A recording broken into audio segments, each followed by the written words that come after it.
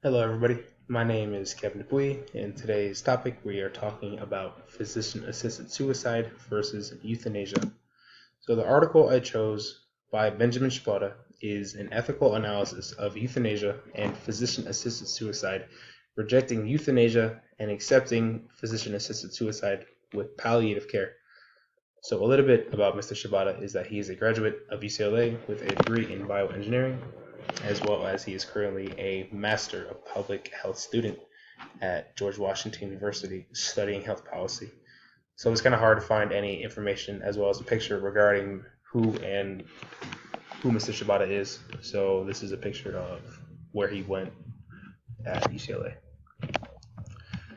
So to summarize Mr. Shibata's article, he first starts off by describing the differences between physician-assisted suicide, otherwise known as PASS, as well as euthanasia. So PASS, it is the prescription of lethal means, typically drugs, but the patient autonomously agrees. So the patient has a say as to how he wants to die or how quickly he wants to die with the assistance of drugs. However, euthanasia, this is the use of force, typically drugs, by a third party to end life. So the patient who is dying has no autonomous say at all, so they cannot decide whether or not they want to die quickly or die at all. So some morals of euthanasia and PASS. So autonomy, it is the individual's right of self-determination. So basically what they can choose, what they want to do, things like that. Non-maleficence, this is the practice of avoiding harm, which is preached throughout the medical community. Beneficence, this is do more good than harm, which is also a staple in the medical community, as well as justice, which is fair treatment. So some duties of the physicians. So physicians can refuse to treat patients only with the exception of an emergency or based on discrimination. So physicians can refuse to help patients with assisting the suicide. They do not have to help. They're not legally required to help patients with accelerated suicide. So this is broken down into two categories: letting die and killing. So letting die is respecting the refusal of treatment. So physicians cannot force patients to take on treatments, so they have to respect whatever the patient wants to do. However, killing is patients asking the doctor to hasten deaths. However, the doctor has to adhere to state's laws. So if the state's laws allows it, the physician can assist in the accelerating of a patient's death if the legality allows it to. So moving on to legality, the differences between euthanasia and PASS. So euthanasia is the deliberate act undertaken by one person to relieve another person's suffering. Despite intent, it is illegal and considered homicide in the USA. So the law sees it as killing somebody if they do not have consent and do not go through the proper means and procedures to allow the assisted suicide. An example of this is Dr. Kevorkian. He was convicted of second-degree murder with the use of lethal drugs for assisted suicide, and the Supreme Court of Michigan deemed no constitutional right to do it, so he did not go through the scrutinized means in order to assist the patient. Hence why he was convicted of second-degree murder. However, PASS, this was legalized in 1994 through the Oregon Death with Dignity Act. This act protects patients from the legal negative effects that comes with suicide, so they're not charged with anything or have any negative effects going on to their families after their death due from their death. So this is legal currently in Oregon, Vermont, Washington, Montana, and Bernalillo County in New Mexico. This type of medical procedure is considered to be a voluntary passive euthanasia. So acceptance versus rejection. So this whole article, Mr. Shibata preaches about rejecting euthanasia since there's no autonomy in deciding as to whether or not the patient wants to further their death through assisted suicide. And he was pushing to accepting PASS because the patient has that autonomous decision to go through with the suicide if they feel the need to pass on with dignity and they cannot handle the pain anymore since the illness is quite literally killing them. So some reasons for rejecting euthanasia is for as follows, because there could be no control for abuse and negative effects. It could go beyond intended use. And since third party essentially controls life or death in the situation, it removes the autonomy, as I said previously, to how they want to die and when they want to die. So an example of just euthanasia that is passed is the Netherlands. They only initially passed this for the terminally ill, for those that are dying, quite literally dying, but not on life support. Then as time passed on, it digressed from the terminally ill to the chronically ill, all the way down to the mentally ill. So the Netherlands is quite known for old people or people that have depression or just some type of illness that is adversely affecting them and their quality of life. They go to the Netherlands and they quite literally off themselves through a decent means, a not as gruesome means. However, if we accept PASS for those who feel the need to die with dignity, or they just can't handle life anymore, their decisions are respected, since it is a conscious decision that they know that what they are doing, since the requirements and the scrutinized process is just so intense. Some examples to combat the abuse and for patients to realize what they have to go through in order to achieve this assisted suicide is that they have to have 2 oral requests spread between 15 days or written request given to the doctor signed by 2 witnesses. To prevent further abuse, they're going to add more requirements if any abuse occurs, which with all the requirements in place is quite hard to currently abuse PASS. PASS is considered only a last resort, and it also respects both the doctors and patients' autonomous participation. So, as again stated prior to, the doctors do not have to administer PASS or be a part of the PASS. They can have another doctor help the patient out if that doctor morally agrees with it. So, a little bit of palliative care.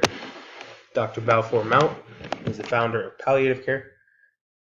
And palliative care has the same goals as PASS, but has 2 different methods of healings. This palliative care is typically suited for older people with depression or are vulnerable and patients with a significantly reduced quality of life.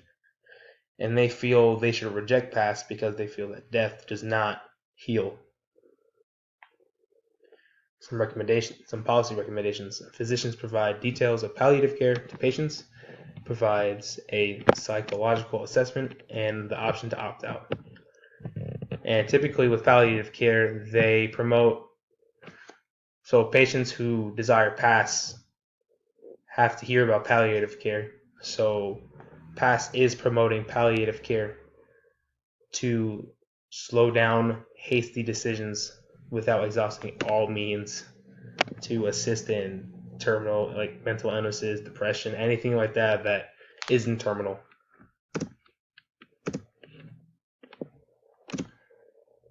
So we're going to analyze some key aspects I feel Mr. Shibata touched on quite hard. So he talked a lot about autonomy, respect, liberty, and care. So first we're going to dive into autonomy. So this quote, although euthanasia and PASS are both fundamentally different, they both attempt to give individuals the freedom to determine when they will end their life to avoid prolonged and unnecessary suffering. So, despite the substantial difference between euthanasia and PASS, they both will assist in ending elongated pain and suffering, which will finally grant them freedom. So that's how I feel that quote meant to me, that there is a difference, but in the end, it's going to give them freedom.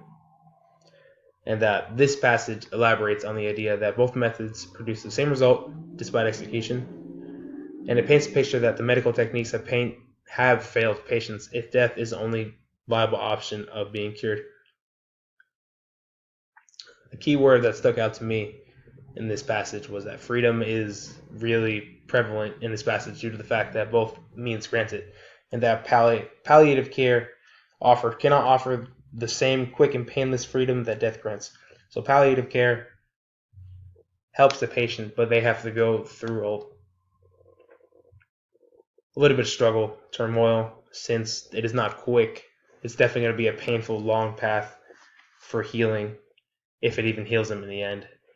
And that with PASS, hopefully patients go through PASS, they have a lot quicker means of healing. So for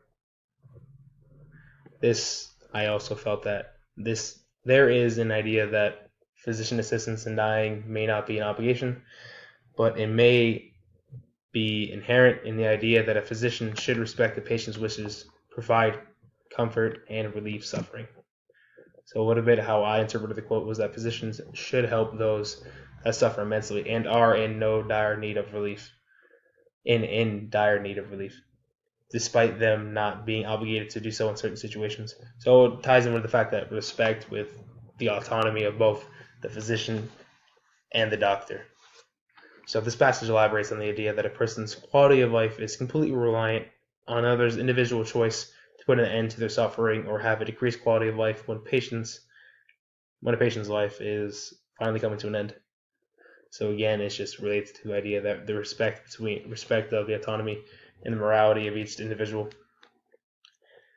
This excerpt stands out because of the reliance of physicians whose character will allow them to make the hard decision whether or not death is the only option, and despite the willingness to help another despite going against set principles. So the key word, or a word that really stood out to me in this passage, was obligation.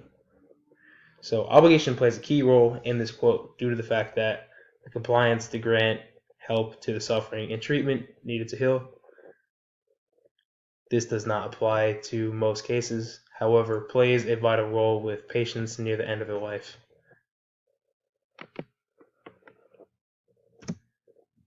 So respect is the key, is the point of this passage. So a little bit about the legality. The Supreme Court held that states have a legitimate interest in outlawing assisted suicide, and that liberty, defined in the 14th Amendment, does not include the right to kill oneself or assistance in doing so. So how I interpreted this was that the 14th Amendment does not include the liberty to kill oneself through assisted suicide, and the Supreme Court has a keen interest to prevent people from unjustly killing themselves, which is, I can see definitely where they're coming from, since they don't want people killing themselves if they feel depressed, and it's something that quite literally is not killing themselves, like terminal illnesses. So this creates the idea that if the Supreme Court could have found the right to kill oneself constitutional, they could have a major backlash as well as mass casualties. People that have suicidal thoughts or suffered from depression will have the legal means to off themselves without a scrutinized system of assisted suicide. So again, if they don't have all the precautions and walls to go through to attain PASS, then it's just going to be people killing themselves left and right. It's just going to be a mass problem all over the country. So a word that stuck out to me in this was liberty, because it's everyone's right in America. America is preached left to right every day that it's free. America is a land of the free, and that America grants people. So people say that America is the land of the free. You get freedom to do this, that. That America grants the right to the freedom of life, not the freedom of death. So it's kind of interesting to me that you can have all these freedoms for life. However, you cannot control your death if that you are quite literally dying, or you feel that death is the only means So it's quite interesting to me that Supreme Court